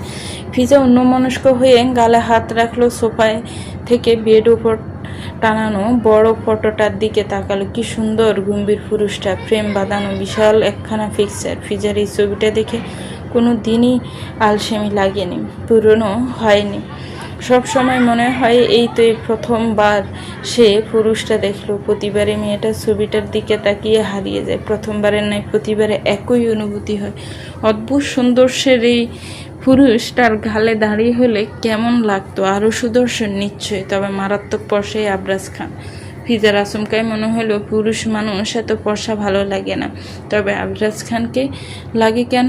নাকি ভালোবাসার চোখে দেখে বলে এত সুন্দর লাগে? না, মোটেও এমন নয়, আসলেই আবরাজ খান সুন্দর। ঠিক যেন অল্প বয়সে কোনো রাজা বাদশার মতো। শরীরের গঠন সাংঘাতিক, ভয়ঙ্কর নজর কাড়া, বলিষ্ঠ সুঠাম দেহটায় সব রকম পোশাক আশাক সৌন্দর্য ফোটা। আবরাজ দাঁড়িয়ে আছে দরজায়, প্যান্টের পকেটে হাত গোজা, আরেকটা হাতের আঙ্গুল গালে ঠেকালো। গম্ভীর পুরুষটার মুখ কেমন বাচ্চাদের মতো দেখাচ্ছে।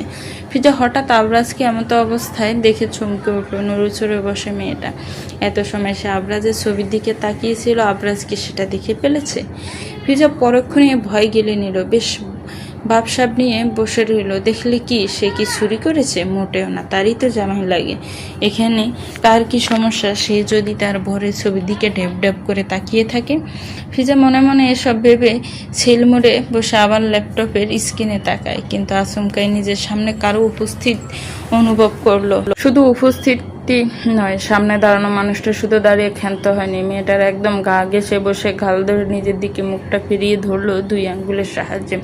ফরফরি সুর টেনে বলে, মেরি জান, ফিক্সার কেন? লাইভ দেখো না, এই যে আমি তোমার সামনে। লুক ভালো করে দেখো, এদিকে দেখো, আমার দিকে দেখো, সুগন্ধি ফুল, লুক অ্যাট মি। ফিজা ফেল ফল করে তাকিয়ে থাকে। কথার খেয়া হারায় মেয়েটা, শব্দ যেন গলা দিয়ে বের হচ্ছে না। এভাবে কেউ মানুষকে অস্বস্তিকর পরিস্থিতিতে ফেলতে পারে? ফিজা হয়তো এই পুরুষটাকে না দেখলে জানতোই না। শুধু কি জানা, একদম প্র্যাকটিক্যালি দেখাও হয়ে গেল।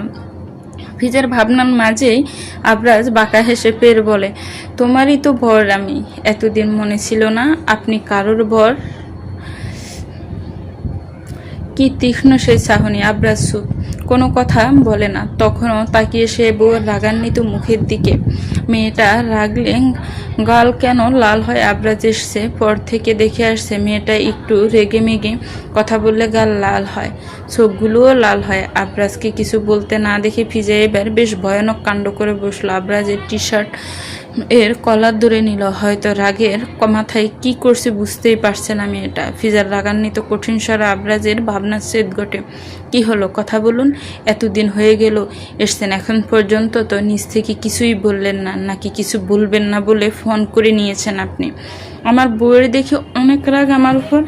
এমন সিরিয়াস মোমেন্টে এমন হেয়ালি স্বরে এরূপ কথার ফিজার রাগ তরতর করে বাড়ল বই কমল না। কিন্তু হঠাৎ মস্তিষ্ক সজাগ হলো, সে খুব নিকটে বসে আছে আবরাজের। কথাখানি মনে পড়তে চট করে ফিজা দূরে সরে এলো, কিন্তু আবরাজের এটা পছন্দ হলো না। আর সে এটা মোটেও মেনে নেওয়ার পাত্র নয়। অগত্যা সে নিজেই বউয়ের দিকে এগিয়ে এলো। ফিজা পা তুলে বসেছিল সোফায়, কোলের উপর রাখা ল্যাপটপ। আবরাজ ল্যাপটপ সেটটার টেবিলে রাখে। ফিজা তখন শক্ত হয়ে বসে আছে। তার শক্ত স্বরে বলে, কাছে আসবেন না। আসবো, দূরে থাকুন। I need you. I don't have, but I need you right নাও।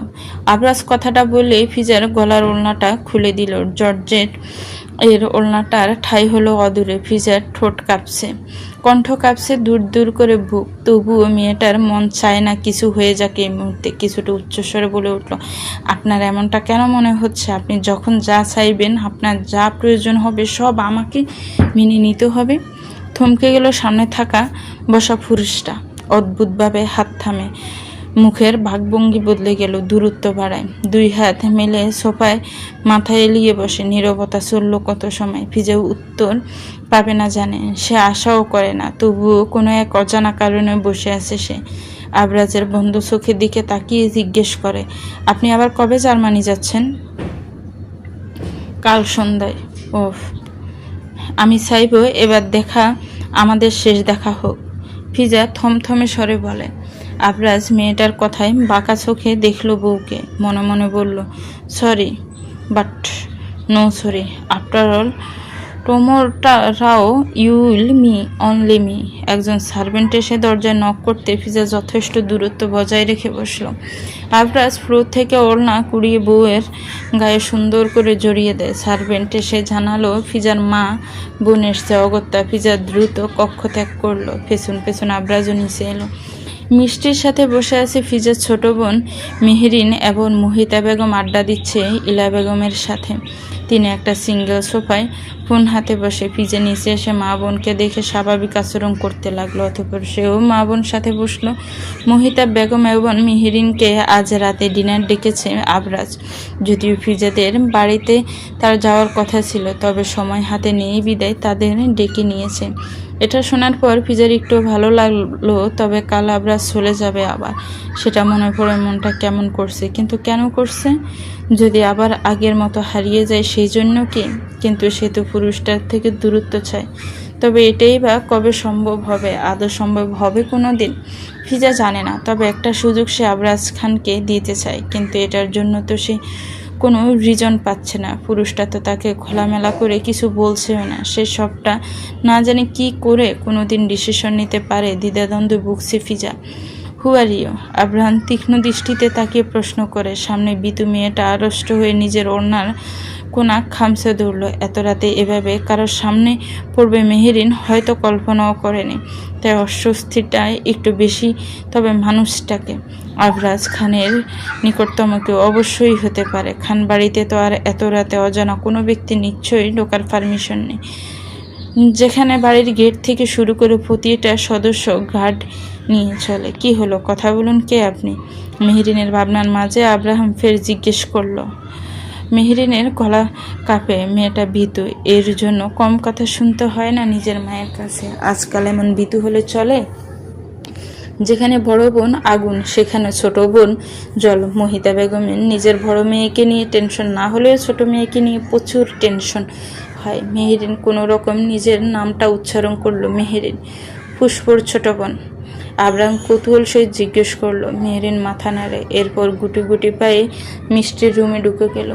লম্বা 5 ফিট হবে, টেনে টুনে, দেখতে বেশ নাদুস নাদুস। চেহারাটা কিছুটা ফিজার মতোই, হয়তো লম্বা আর একটু হলে কে টুইন বলা যেত। তবে ফিজা লম্বা আরও। ফিজার শরীরের গঠন না, তবে বেশ নজর কাড়া।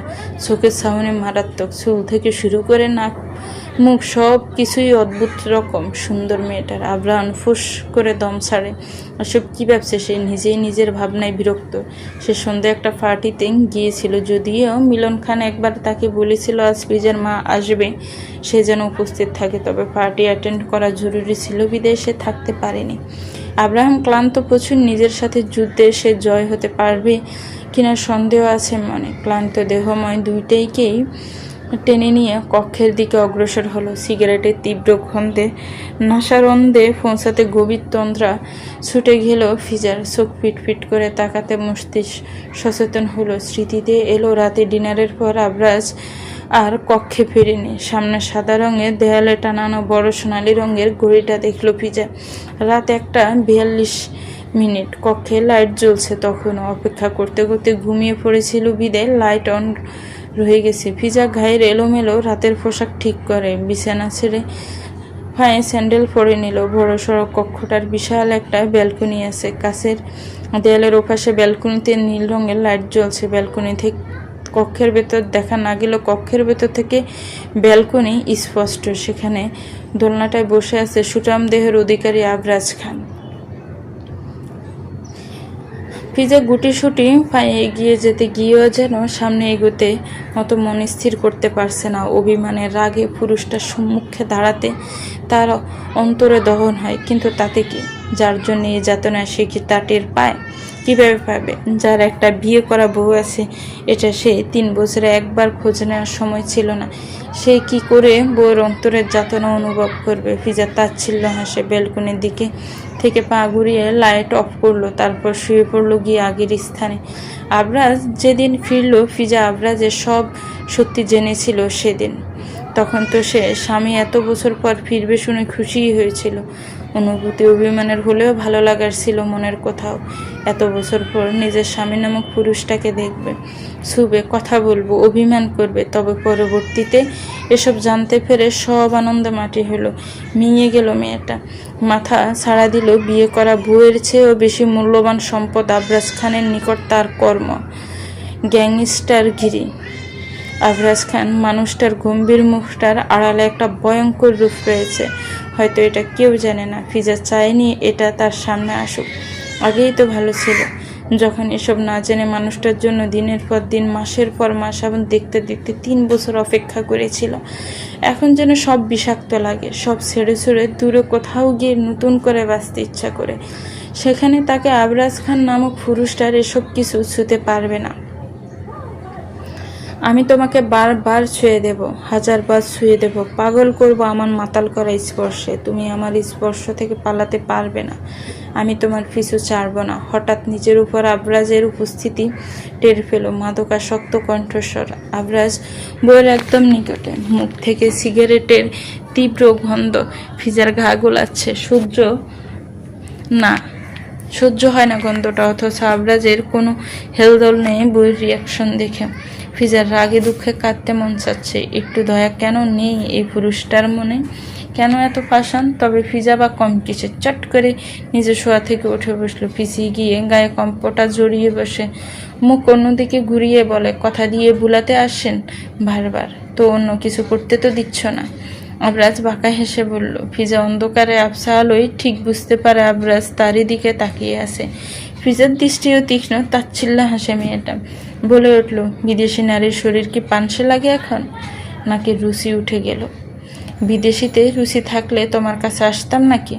থমথমে পরিবেশ। ফিজার সামনে বসা আবরাজকে ঠিক বুঝে উঠতে পারছে না। হেয়ালি স্বরে বলে, সেটাই, 1-2টা দিয়ে তো আপনাদের হয় না, প্রতিদিন নিত্য নতুন লাগে।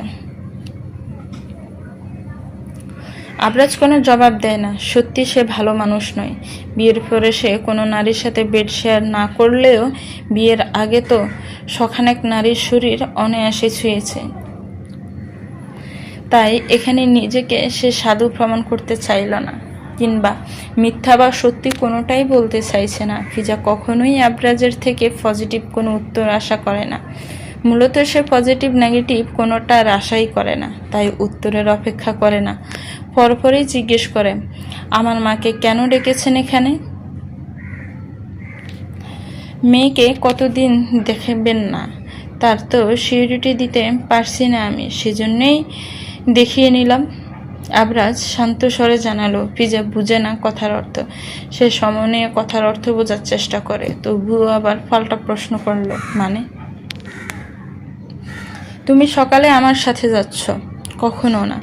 সাথে সাথে জবাব দিল ফিজা। আবরাজের গম্ভীর মুখখানে এবার স্পষ্ট। অন্ধকারে বেশিক্ষণ থাকার ফলে ভালোই দেখতে পাচ্ছেন একে অপরকে।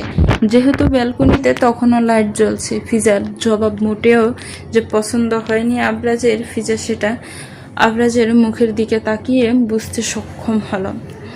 তবে আবরাজ যে রেগে গিয়েছে মেয়েটা বিন্দু পরিমাণ আঁচ করতে পারে না। আবরাজের ফর্সা মুখের লম্বা নাকের ডগাটা অল্প কাঁপে, সাথে চোখ লাল হয়েছে। আবরাজ নিজের কপালে পড়ে থাকা চুলের আড়ালে কপালে তর্জনী আঙ্গুল কষে, দাঁতে দাঁত চেপে পুরুষটা আওড়ায়, I don't like people talking to me loudly. আমার সাথে উঁচু স্বরে কথা বললে আমার অসহ্য লাগে, সেখানে তুমি আজ 1 সপ্তাহ নাগাদ আমার উপর খবরদারি করে যাচ্ছ। তাহলে দূরে থাকুন আমার থেকে। রাগাচ্ছে কেন মেয়েটা তাকে? সে কি বুঝতে পারছে না এটার জন্য তার ভয়ঙ্কর শাস্তি বরাদ্দ হতে পারে? আবরাজ রাগ নিয়ন্ত্রণের প্রয়াস চালায়, নিজের সিগারেটে ফোড়া কালচে অদর কামড় ধরে রাখে দাঁত দ্বারা। রাগ কমাতে সক্ষম নয় সে, তবে এটার জন্য নিজেই নিজেকে ক্ষতবিক্ষত করতে হয়। ফিজা দাঁতের ঘর্ষণের শব্দ অনুমান করলো আবরাজ দাঁত কিনমির করছে।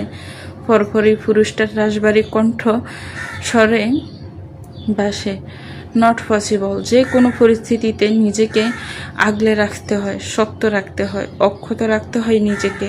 আর যে পরিস্থিতি সামলাতে নিজেকে ক্ষতবিক্ষত করে তার মতো বোকা পৃথিবীতে তৃতীয়টা নেই। ফিজার কথা শেষ হওয়ার সঙ্গে সঙ্গে আবরাজ মেয়েটাকে একটানে নিজের বক্ষদেশে নিয়ে এলো। শুধুই মুখ আর শরীরের অর্ধেক অংশ এসছে, চুল এলোমেলো হয়ে মুখ সম্পূর্ণ ঢেকে গিয়েছে। আবরাজ ফিজার এলোমেলো চুল হাতের সাহায্যে মুখ থেকে সরিয়ে দেয়, এরপর ঠোঁটের কোণে আঙ্গুল চেপে ধরে ফিজার দিকে তাকিয়ে বলে উঠল, তাহলে তোমাকে ক্ষতবিক্ষত করে দেই। থুতনিতে চিনচিন ব্যথার প্রকোপ বাড়ল, ছটফট করে ফিজা। আবরাজ দাঁত চেপে আছে সেখানে, এমন স্থানে আঘাত, এর চেয়ে ব্যথাটা গভীর হয়ে কলিজায় লাগে। ফিজা আবরাজের কাঁধে নখ দিয়ে আঁচড় কাটতে আবরাজ ফিজাকে ছাড়লো। মেয়েটার নখ এত বড়, কাঁধ জ্বলে। এমন নয় সে আঘাত সহ্য করতে পারে না, শরীরে এমন অনেক অঙ্গ যেখানে বেশ বড় বড় আঘাতপ্রাপ্ত, সেই তুলনায় এটা নিতান্তই তুচ্ছ। তবুও এটার গভীরতা অনেক মনে হচ্ছে আবরাজের নিকট। ফিজা থুতনিতে হাত দিয়ে চেক করলো, রক্ত আসেনি, তবে ব্যথা হচ্ছে। আবরাজ নিজের কাঁধে তরল পদার্থ অনুভব করে, আঙ্গুল ছিটছিটে লাগে, রক্ত এসেছে। ফিজা সেদিকে বাঁকা দৃষ্টিতে তাকিয়ে শান্ত স্বরে বলে ওঠে, আমাকে আঘাত করার আগে নিজেকে প্রস্তুত করে তবেই আসবেন, নয়তো দ্বিগুণ আঘাতে নিজেও জর্জরিত হবেন মিস্টার মাফি আবরাজ খান। দীর্ঘদিন আবরাজ বিদেশে ছিল। সাধারণ মানুষের নিকট তার লাইফস্টাইলে অস্বাভাবিক, প্রায় বিদেশিদের মতো চলাফেরা পুরুষটার। পোশাক আশাক থেকে শুরু করে কথাবার্তা, খাবার দাবার, এভরিথিং। ফিজা এই সব আগে থেকে জানত। যেহেতু তার মা এক সময় ওই অফিসে জব করত, তখন শুনেছিল মিলন খানের বড় ছেলে বিদেশ পড়াশোনা করে। তারপর যখন বিয়ে হলো, পরে সে নিজেও অফিস জয়েন করলো। এরপর অফিসের অধিকাংশ মেয়ে স্টাফদের মুখে মুখে আবরাজ নামটা খেলা করত। দেখতে সুদর্শন হওয়ায় তার একবার সাক্ষাৎ প্রায় রমণীদের মনে গেঁথে যায়। ফিজা জানে আবরাজের চরিত্র কেমন। মূলত বিয়ের আগে না জানলেও পরবর্তীতে ঠিকই বুঝেছিল। এমন বড়লোক হওয়া সত্ত্বেও কেন তাকে মিলন খান পছন্দ করে নিজের পুত্রবধূ করেছিল। কারণ তো ছিল, সেটা ফিজার মা বুঝতে পারেনি। তিনি ভেবেছিল মেয়ে রূপবতী, তারপর পড়াশোনা করছে, ফ্যামিলি স্ট্যাটাস ভালো, সেই জন্য মেয়ের জন্য ভালো ঘর থেকে প্রস্তাব এসছে। তাছাড়া তাকেও তো চিনেন দীর্ঘদিন ধরে মিলন খান, সেই জন্য হয়তো। যদিও কারণগুলো সব সত্যি, তবে তার মধ্যে অন্যতম কারণ এটা যে ফিজা দেখতে সুন্দর। শুধু গায়ের রং নয়, মেয়েটার চেহারাও মারাত্মক। ফিজার মাও মেয়েকে দ্রুত বিয়ে দিতে চাইছিলেন। মেয়ে সুন্দরী হওয়ার দরুন ভালোই লোকচক্ষে পড়ত। যেমন ভালো মানুষ সসম্মানে বিয়ের জন্য প্রস্তাব নিয়ে আসত, তেমন একদল খারাপ লোকও কুঞ্জর দিত। ফিজা জানে তার মায়ের তাকে তড়িঘড়ি করে বিয়ে দেওয়ার মধ্যে এটাও একটা বর্ষর রিজন। মনে কিছুটা সবার প্রতি অভিমান রয়েছে, যে যেভাবে পারছে তাকে ব্যবহার করছে। মা নিজের মেয়ের ভালোর জন্য, শ্বশুর নিজের ছেলের ভালোর জন্য। এখানে তার সৌন্দর্যটাকেই বেশি প্রাধান্য দেওয়া হয়েছে। দীর্ঘ নিঃশ্বাস ফেলে ফিজা চোখ মেলে তাকায়। পাশে শুয়ে আবরাজ চক্ষুদ্বয় স্থির করে রাখে পুরুষটার মুখ পানে। কত নিষ্পাপ দেখাচ্ছে পুরুষটাকে, অথচ এই মানুষটা জঘন্য। ফিজার চোখে ঘুম নেই। রাত প্রায় শেষ। না চাইতেও আবরাজের লাগেজ প্যাকিং করতে সাহায্য করতে হয়েছে, যদিও লাগেজটা ওর নিজেরই। তবুও যেহেতু আবরাজের সাথে যাওয়ার ইচ্ছে ছিল না, বাধ্য হয়ে যেতে হচ্ছে, সেক্ষেত্রে মন ঠিক লাগছে না কাজে। তার উপর এমন অসভ্য পুরুষ যদি হয় অধিকার প্রাপ্ত স্বামী, সারাক্ষণ দোহাই দিয়ে মা বোন সামনে রেখে ব্ল্যাকমেইল করে, তাহলে উপায় তো কিছুই থাকে না আর। ফিজা বিরক্তিকর স্বরে অস্ফুটে বলে উঠল, অসভ্য পুরুষ। আবরাজ আচমকাই চোখ খুলে তাকালো। ফিজা স্পষ্ট দেখল, থতমত খেলো মেয়েটা। আবরাজ তার দিকে তাকিয়ে বলে, আমাদের বাসর হয়নি এখনো। তো তুমি আমাকে ক্যারেক্টারলেস উপাধি কিভাবে দিতে পারো? আপনি তো এমনই, তাই এটা দেওয়ার কিছু নেই। নরবে না। আবরাজ ফিজাকে জড়িয়ে ধরে বলে। ফিজা হাত দিয়ে আবরাজের বুকে ধাক্কা দেয়। বলল, ছাড়ুন। সন্ধ্যায় কিসটা ঠিকঠাক হয়নি। Can I try again? Abraj বাঁকা হেসে বলে। ফিজা চমকালো, আর সাথে সাথে বলে উঠল, নো, নেভার। ইয়েস। দূরে যান। আবরাজ কি সোনার পাত্র? উহু। ফিজা একটু নড়ে না, শুধু চক্ষুদয় বন্ধ করে আবার বলে, আপনার এখানে আসার মূল্য উদ্দেশ্য কি আমায় নিজের বেড পার্টনার বানানো? এমন হলে এতদিনে তুমি আমার ঘরে থেকেও এখনো কুমারী থাকতে না। কথা সত্যি, ফেলে দেওয়ার মতো নয়। কথা বাড়িয়ে ঝগড়া করতে ইচ্ছে করছে না ফিজার। নয়তো আরো কয়েকটা কথা হয়তো আবরাজকে শুনিয়ে দিত। তবে এখন মেয়েটা অন্য কিছু ভাবে। আসলেই তার এই সুযোগ হাতছাড়া করা উচিত নয়। যাওয়া উচিত আবরাজের সাথে। অন্তত পক্ষে পুরুষটার সম্পর্কে আরো ভালো করে ইনফরমেশন তো সে করতে পারবে। সেক্ষেত্রে তার এই সুযোগটা হাতছাড়া করা ঠিক হবে না।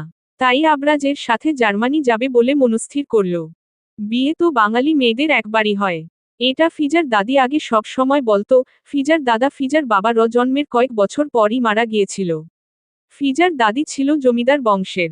অর্থসম্পদ ছিল প্রচুর। তিনি দেখতেও ছিলেন রূপবতী। স্বামী মারা যাওয়ার পর বিয়ের জন্য পরিবার যেমন চাপ দিত, তেমন অনেকে প্রস্তাব নিয়ে আসত। কিন্তু তিনি আর বিয়ে করেনি। নিজের বাবার বাড়িতে থেকেই ছেলেকে মানুষ করেছিলেন। যদিও এতে উনাকে ওই পরিবারে সকল কাজ করতে হতো, তবে এতে উনার কোনো আক্ষেপ ছিল না। কারণ ছেলে লেখাপড়া করতে পারছে, নিজেরা থাকার জায়গা পাচ্ছে, আবার দুই বেলা ভালোমন্দ খেতে পেত। এই তো আর কি। কিন্তু বান্দা তবুও বিয়ে করেনি। এই সব তো ফিজা শুনে বড় হয়েছে। নিজের মা তো কম বয়সে বিধবা হয়েছে। কই, তিনিও তো আর বিয়ে করেনি। যদিও দাদি, মায়ের এবং তার ব্যাপারটা সম্পূর্ণ ভিন্ন। তবুও ফিজা চাচ্ছে না ডিভোর্স তকমাটা নিজের চরিত্রে লাগাতে। এখানে আবরাজ যদি নিজেকে সত্যি শুধরে নেয়, তাহলে সে সম্পর্কটাকে আবার সুযোগ দিবে। অতীতে কি হয়েছে এসব না হয় সে নাই ঘাটল। ভবিষ্যতে তো সুন্দর করাই যায়। Dash dash dash dash dash dash dash. সকাল সকাল ফিজা চমৎকার একখানা স্বপ্ন দেখল। সে আর আবরাজ একটা বাচ্চা নিয়ে পুরো বাড়ি দৌড়াদৌড়ি করছে, এবং বাচ্চাটা দেখতে আবরাজের মতো। এমন স্বপ্ন দেখে মেয়েটা হতবিহ্বল। আশ্চর্যের অষ্টম পর্যায়ে মেয়েটা কি দেখল এসব সে নিজেও যেন ভেবে অবাক। শোয়া থেকে উঠে আরো চমকালো। বিস্ময় নিয়ে আবরাজের দিকে তাকিয়ে রইল। আবরাজ একটা লাগেজ নিয়ে বসেছে, যার মধ্যে অনেকগুলো ড্রেস দেখা যাচ্ছে। লাগেজ নিয়ে বসেছে সমস্যা সেটা নয়, সমস্যা হচ্ছে লাগেজের ভেতর সবগুলো ড্রেস মেয়েদের। দেখেই বোঝা যাচ্ছে সবগুলো এক্সক্লুসিভ। ফিজা আনমনেই জিজ্ঞেস করল, এগুলো তোমার? আবরাজ লাগেজের ভেতর কিছু খুঁজতে খুঁজতে শান্ত স্বরে জবাব দেয়। ফিজা অপ্রস্তুত হয়। আবরাজ কি মজা করছে? তার হলো এতদিন বলেনি কেন? লাগেজটা তো আবরাজ আসার সময় নিয়ে এসেছিল। ফিজা তো ভেবেছে হয়তো আবরাজের এটা, সেই জন্য আগ্রহ আসেনি দেখার। যদিও আবরাজের আনা কোনো কিছুই ফিজা ব্যবহার করছে না। শুধু ল্যাপটপটা মিলন খানের হাত দিয়ে দিয়েছে বিধায় সেটা ব্যবহার করে। আসার সময় নিয়েছিলাম, বাট ফিরে এসে তোমার সাথে কথা বলার পর মনে হয়েছিল এগুলো এখন তোমাকে দেওয়া মানে আগুনে ঘি দেওয়া। পরপরই আবরাজ বলে। ফিজা তীক্ষ্ণ দৃষ্টিতে তাকিয়ে থাকে। আবরাজ নিচ থেকে উঠে দাঁড়ালো। হাতে একটা ওভারকোট, একটা গেঞ্জি আর জিন্স প্যান্টও রয়েছে। একদম কাছে এসে ফিজার কোলে রাখল সেগুলো। ফিজা তখনও তাকিয়ে। আবরাজের ভালোই লাগে মেয়েটা এভাবে তাকালে। মন চায় ঠুসঠাস গালে কয়েকটা চুমু খেতে। ইচ্ছে হয়েছে, আর আবরাজ বুঝি নিজের ইচ্ছে পূরণ করবে না? এমনটা কি হতে পারে? মোটেও না। আবরাজ আচমকাই ঝুঁকে গেল। দূরত্ব কমল। অধর স্পর্শ করতে ফিজার শোকট ছুটে গেল শরীর জুড়ে। সর্বদাই আবরাজ স্পর্শ করলে ফিজা ছটফট করে। নিজেকে ছাড়িয়ে নেওয়ার জন্য ছুটাছুটি করে। কখনো তেমন ভাবে পুরুষটার স্পর্শ অনুভবের মনোভাব আসেনি। কিন্তু এটার অনুভূতি ফিজা আজ যেন কিছুটা অনুভব করছে। নিজের অজান্তেই একটা হাত আবরাজের পিঠে চলে গিয়েছে। আবরাজ কি আস্কারা পেল? মন কি পুলকিত হল? মস্তিষ্ক আরো কিছু চাইল, কিন্তু আবরাজ নিজেকে কন্ট্রোল করল। শুধু বউয়ের অধরসুধা পর্যন্ত সীমাবদ্ধ রইল। ফিজা চোখ বন্ধ করে আছে। আবরাজ হুঁশে থাকা অবস্থায় এই প্রথম ফিজাকে নিজ থেকে চক্ষুদয় বন্ধ করে রাখতে দেখল। মুগ্ধ হয়ে আবরাজ বউয়ের বন্ধ চোখের পাতার দিকে তাকিয়ে বলে উঠল, I can't control myself, but don't worry, আমি তোমাকে আর হার্ট করব না। আবরাজ। বিশাল সুন্দর একটা বাড়ির সামনে গাড়ি থেকে নেমে ফিজা আচমকাই আবরাজকে ডাকল। আবরাজ সাব্বির এর হাতে চাবি দিল গাড়ির। সাব্বির সেটা নিয়ে চলে গেল। আবরাজ ফিজার একটা হাত নিজের হাতের মুঠোয় নিল। জবাবে বলে, হু বলো সুগন্ধি ফুল, এইগুলো আপনার গাড়ি? ফিজা বিস্ময় নিয়ে সামনে গার্ডেনে একটা ছাউনির নিচে রাখা গাড়িগুলোর দিকে তাকিয়ে প্রশ্ন করে। 4টা গাড়ি ওখানে। ফিজা হয়তো এগুলোর নামও জানে না। সবগুলো গাড়ি কালো। ফিজা প্রশ্নটা করে পরক্ষণেই সে নিজে থমথম খেল। এটা কোনো প্রশ্ন হলো? ফিজা নিজের উপর বিরক্ত হল। যার সম্পূর্ণটা কালো টাকা দিয়ে ঢাকা তার নিকট 4 থেকে 5টা এক্সক্লুসিভ কালো গাড়ি থাকা কোনো আশ্চর্যের ব্যাপারই না। আবরাজ ফিজার ভাবনার মাঝে বলে উঠল, হোয়াই নট, এমনি জিজ্ঞেস করলাম। ফিজা নিজেকে সামলে জবাব দেয়। আবরাজ হাঁটে। ফিজার হাতেও টান পড়ে। সদর দরজার উদ্দেশ্যে হাঁটা ধরে আবরাজ বলল, ভেতরে চলো। কাম। চমৎকার দেখতে বাড়িটার ভেতর প্রবেশ করে ফিজা চমকালো। নয়নে নিবন্ধ হলো চারদিকের সৌন্দর্য দেখে। ভেতর থেকে বাহিরের সবকিছু স্পষ্ট। আবরাজ ফিজার থেকে কিছুটা দূরে দাঁড়িয়ে নিজের গায়ে থাকা লম্বা কালো কোটটা খুলতে ব্যস্ত। ফিজার সেদিকে খেয়াল নেই। আবরাজ বুঝতে পারছে ফিজা এসব দেখে শোকট। আবরাজ ফিজাকে কিছু জিজ্ঞেস করবে তার আগেই কল এলো একটা। আবরাজ ফিজার দিকে তাকিয়ে ফোনটা নিয়ে বারান্দার মতো জায়গায়টা গেল। সময়টা একদম সকাল। বাহিরের পরিবেশ অন্ধকার। কাচের দেয়ালে এর ওপাশে তুষারপাত, এর ফলে সামনের বাগানটা ঢেকে গিয়েছে। আবরাজ একবার ঘাড় বাঁকিয়ে বউয়ের দিকে চাইল। মেয়েটা চঞ্চল, আবার কঠিনও। আবরাজ ভাবে এসব দেখে ফিজা কি খুশি হবে? চঞ্চলতায় মেয়েটা তাকে নিয়ে পাগলামি করবে, কিংবা জড়িয়ে ধরবে? উহু, কঠিন ধাঁচের মেয়ে মানুষ। করবে না এমন কিছু। হয়তো খুশিটা চেপে রাখবে নিজের মধ্যে। আবরাজের ভাবনার মাঝে কল কেটে আবার কল বাজে। তখন রিসিভ করতে ওপাশ থেকে সাব্বির ব্যস্ত শুরু বলে, স্যার, মিস্টার জি আপনার সাথে দেখা করতে চায়। ওকে ফাইন, বিকেলে আসছি আমি। স্যার ম্যাডাম, নিয়ে যাব সাথে করে। সাব্বির আর কিছু বলার আগে কল কাটে আবরাজ। এরপর ফিজার কাছে গেল। ফিজা তখন সোফা বসে ঘুমিয়ে। আবরাজ থতমত খেল। এত অল্প সময়ে একটা মানুষ কিভাবে ঘুমতে পারে? তাও আবার বসে। অবশ্যই পারে। ফিজা নামের এই রমণীর দ্বারা অসম্ভব কোনো কিছু নয়। আবরাজ ফোঁস করে নিঃশ্বাস ছাড়ে। এরপর ফিজাকে আলগোছে কোলে তুলে রুমে গেল। বাড়িটা একতলা। 2 দিক থেকে কাচের দেয়াল আর 2 পাশে রুম। রুমে এসে আবরাজ ফিজাকে শুইয়ে দিল। নিজেকে কোনো রকম সামলে পোশাক পরিবর্তন করল। তারপর কক্ষ থেকে বেরিয়ে এলো। ফোন হাতে কল করে কারোর সাথে কথা বলল। এরপর সোফায় বসে ল্যাপটপে কিছু করতে লাগলো। মিনিট 5 পরে কলিং বেল বাজল। আবরাজ উঠে গিয়ে গেট খুলে। বাহিরে 2 জন মহিলা দাঁড়িয়ে আছে। বয়স বোঝার উপায় নেই। বিদেশিদের এই এক সমস্যা। তবে এতে আবরাজের কোনো সমস্যা নেই। বয়স যা হয় হোক, এতে তার কি? আবরাজ মহিলাগুলোর দিকে এক পলক তাকিয়ে ফিরে এলো আবার। তাদের ড্রেসআপ দেখে বোঝা যাচ্ছে তারা সার্ভেন্ট। আবরাজ ইংরেজিতে ঘরঘর করে কিছু বলে রুমে চলে গেল। সময়টা দুপুর নয়, তবে অনেক বেলা হয়েছে। ফ্লাইট থেকে নেমে তারা সকালের নাস্তা করে নিয়েছিল। এখন আর খাবারের তাড়া নেই। আবরাজ এসে ফিজার পেছনে শুয়ে পড়ল। কিছু সময় এক দৃষ্টিতে বউয়ের মুখের দিকে তাকিয়ে থেকে আনমনে জড়িয়ে ধরল। সাথে সাথে ফিজা নড়েচড়ে উঠল এবং চক্ষুদ্বয় মেলে আবরাজের দিকে পূর্ণ দৃষ্টিতে তাকালো। ঘুমের ফলে লাল হয়ে আছে চোখ। কাঁচা ঘুমটা ভেঙে গিয়েছে বিধায় আবরাজের খারাপ লাগলো। ফিজা সাথে সাথে বলে উঠল, লিভ মি, জান আমার, একবার সুযোগ দিয়ে দেখো। দুঃখ তোমার আশেপাশে ঘেঁষতে পারবে না। যত দ্রুত চোখ মেলে তাকিয়েছিল ফিজা, তার চেয়ে দ্বিগুণ দ্রুত সময়ের মধ্যে চোখ আবার বন্ধ করে নিল। তার আদৌ এই কথার বিপরীতে কি বলা উচিত মাথায় আসছে না। আচমকাই ঘুম ভেঙেছে। তার মধ্যে আবরাজের এরূপ কথা। মেয়েটা কি রিয়াকশন দিবে ভেবে পাচ্ছে না। উল্টো দিকে পিঠ করে দেয়ালের দিকে তাকিয়ে বলে উঠল, আপনি আগে কত নারী ছুঁয়েছেন?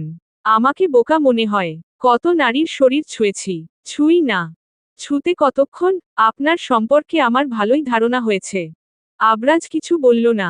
মুখ গুজে ফিজার চুলের ভাঁজে। মেয়েটার ওভারকোটের ভেতর দিয়ে পেটে হাত রাখে। গেঞ্জির উপরে। তাও ফিজার শরীরে ঠান্ডা একটা আভাস পেল। মোচড়ামুচড়ি করতে শুরু করল। আবরাজ চেপে ধরে রইল বউকে নিজের সাথে। এরপর গম্ভীর স্বরে বলে উঠল, বিকেলে বেরুচ্ছি আমরা, এখন ঘুমুতে দাও, রাতে ফিরতে লেট হবে। ঘুমান না আপনি, আমাকে ছাড়ুন, ডোন্ট ডিস্টার্ব। আবরাজ শান্ত স্বরে বলে।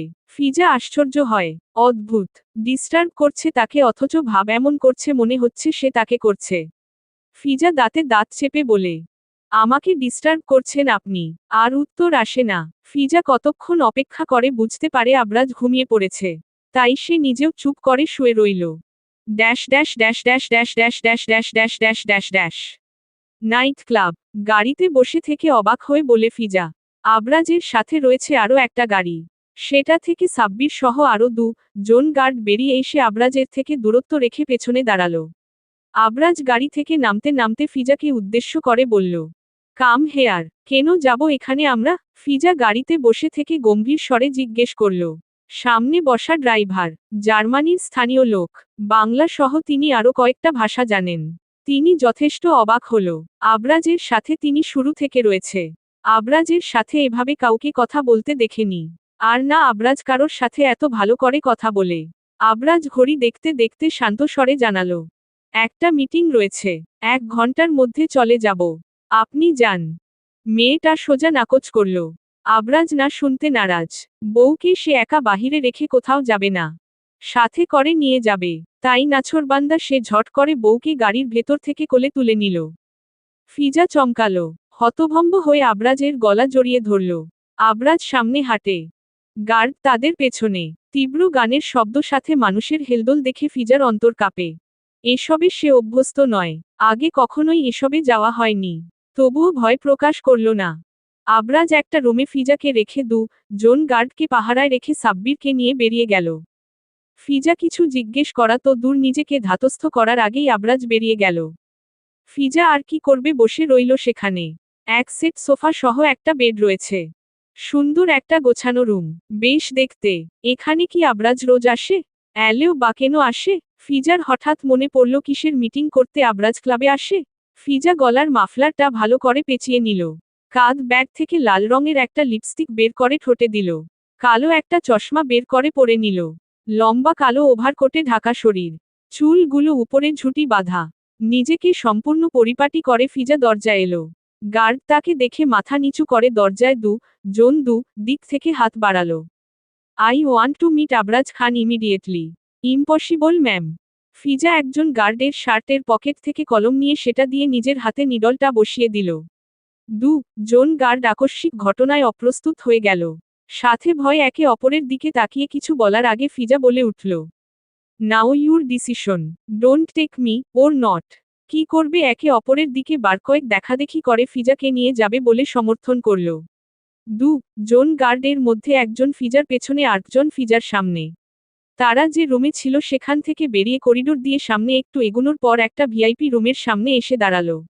সেখানে দাঁড়িয়ে একজন গার্ড একটা রিমোট টিপতে সেকেন্ড সময় ব্যবধানে সাব্বির বেরিয়ে এলো এবং ফিজাকে দেখে অবাক হলো। তবে তার চেয়েও বেশি চমকেছে ফিজার হাতে রক্ত দেখে। সাব্বির আতঙ্কিত স্বরে বলে উঠল, madam, blood, how did it happen? পরপরই কঠিন দৃষ্টিতে গার্ডদের দিকে তাকিয়ে জিজ্ঞেস করল। গার্ড জন মাথা নিচু করে নিল। ভেতর থেকে জনের কথা শোনা যাচ্ছে। একটা আবরাজ, আরেকটা মধ্যবয়স্ক লোকের হবে। ফিজা সাব্বিরকে ডিঙিয়ে রুমের ভেতর চলে গেল। আমি আপনার মেয়েকে বিয়ে করব কোনো দিন বলিনি। আশা করি নেক্সট টাইম এসব বলে আমাকে অকওয়ার্ড ফিল করাবেন না। আবরাজ সোফায় বসে আছে, পায়ের উপর পা তুলে। পুরুষটার হাতে ওয়াইনের গ্লাস।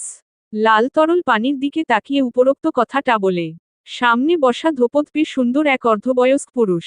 চুল দাড়ি আধা পাকা, চমৎকার দেখতে। পুরুষটা গম্ভীর স্বরে বলে উঠলেন, ত্রিনা তোমাকে চায় Abraj. Now I am married, so আপনার মেয়ের চাওয়াটা ভিত্তিহীন। আমি তোমার মামা। ডিভোর্স দাও মেয়েটাকে। আমার পরে তুমি রাজত্ব করবে জি গ্রুপে। আবরাজ হাসে, তাকে লোভ দেখাচ্ছে। এতদিনেও মিস্টার জি আবরাজ খানকে চিনতে পারেনি ভেবে আবরাজ বাঁকা হাসল। আবরাজ খানকে চিনা সহজ নয়, সম্ভবও নয়।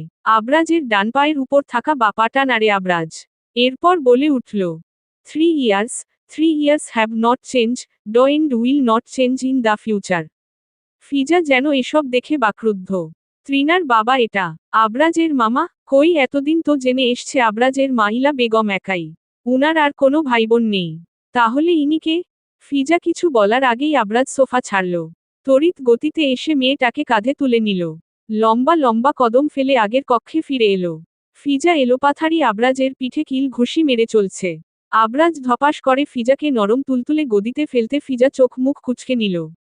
আবরাজ নিজের গলা থেকে টাই খুলতে ব্যস্ত, হাত ব্যস্ত স্বরে দাঁতে দাঁত চেপে বলেছিলাম এখানে থাকার জন্য। তারপরও কেন ওই জানোয়ারটার সামনে ধেই ধেই করে চলে গেলে? আপনার মামা লাগে উনি? ফিজা ডোন্ট কেয়ার ভাব নিয়ে জিজ্ঞেস করল। একটুও ভয় নেই মেয়েটার। আবরাজ মেয়েটার চোখে ভয় দেখতে চায়। অগত্যা সেই মোতাবেক এগিয়ে এলো। ফিজা পিছিয়ে যায়।